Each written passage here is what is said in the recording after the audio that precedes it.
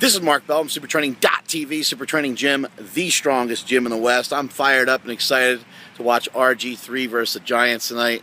I think the Giants are going to get them. It'll be a clean sweep for the Giants for the year. We'll see what happens. Anyway, we got questions to answer here for the Power Project today, brought to you by HowMuchYouBench.net and the Power Magazine, the only Power Magazine on the planet. Got a mosquito flying around me over here. Taking some bites for you guys. This question is from Pod to Death from France.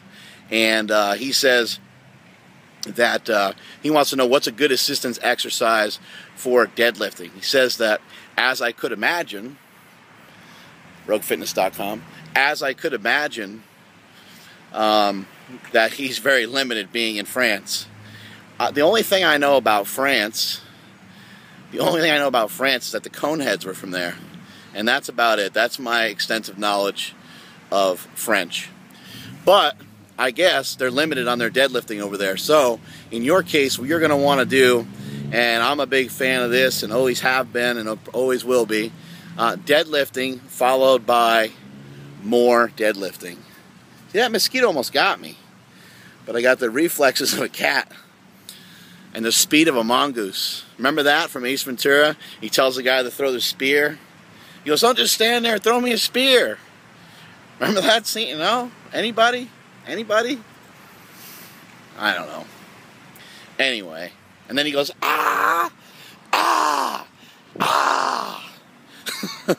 I love that. It's my favorite scene. What you're going to want to do is to make it simple. You have a barbell, and I got exercise for you. So, let's just hypothetically say that all you really have is a barbell and some plates. So what we're going to do is we are going to do a regular deadlift. We're going to work up to 3 sets of 3. Getting a little bit of volume. 3 sets of 3, we'll go 80, 85, 90. Somewhere in that range. So the last one's a real ball buster. Maybe jump 20, 30 pounds each set from set number uno. Set number uno should be hard. Whenever we're talking percentages, always remember, boys and girls, you can simply erase the last number and simplify it for yourself so that it doesn't look like a bunch of numbers. So that's only one number. So the level of intensity that you're going to be at on set number uno will be about an 8, and then an 8.5 perhaps, and then a 9, something like that. I guess you can't always erase the second number. Anyway, I'm just trying to simplify it for you guys. Dumbify it, stupefy it, whatever you want to call it. Just trying to make it make sense to everybody, because percentages can be cockamamie at best. Many times the percentages are almost always too high, in my opinion. So if someone says 80%, go with 75. You always want to be a little cautious with those percentages. I don't know why it works out that way, but it just does. Trust me. Trust the people's coach. So we're going to do a regular deadlift, 3 sets of 3.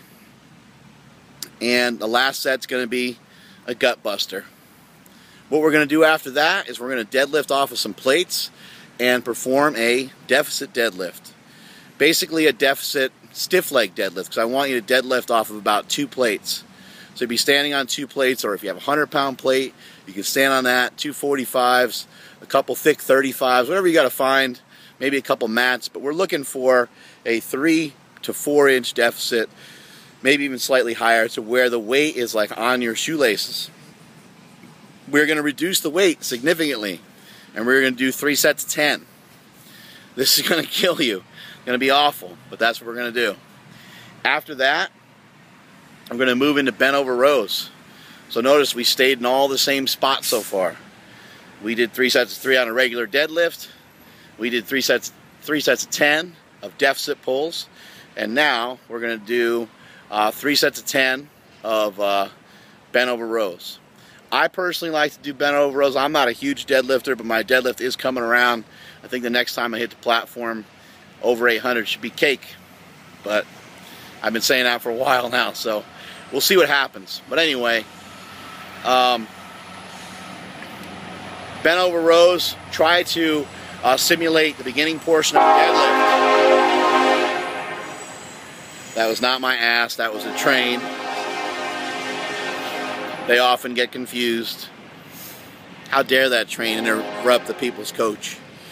Anyway, so bent over row, do it like the beginning portion of a deadlift, and then row into it hard and pull the weight into your lower abdomen. So you'll be coming off the ground to the point where you're maybe like, yay. Kind of hard to show you when I've got the camera myself and these mosquitoes are coming after me. Perhaps the mosquitoes understand what's in my blood. So there you go. So you got 3 exercises that you could easily do with just a barbell. After that, to really blast it out and really kill yourself, do some walking lunges. Do 3 sets of about 10 per side for each leg.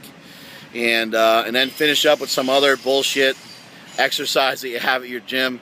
I'm sure you got like a leg curl or something like that, leg extension. By the way, machines aren't evil, like everybody's been saying for years. I know a lot of strong guys that do leg extensions, leg curls. One of them being named Stan Efferding, the other one being named Ed Cohn. Ed Cohn did leg curls, leg extensions, leg presses, and he's the most successful powerlifter of all time. So those type of movements work. A lot of powerlifting gyms don't have them, but if you have them at your facility, take advantage of what you got rather than complaining about what you don't have. And that is it from supertraining.tv. Wee wee.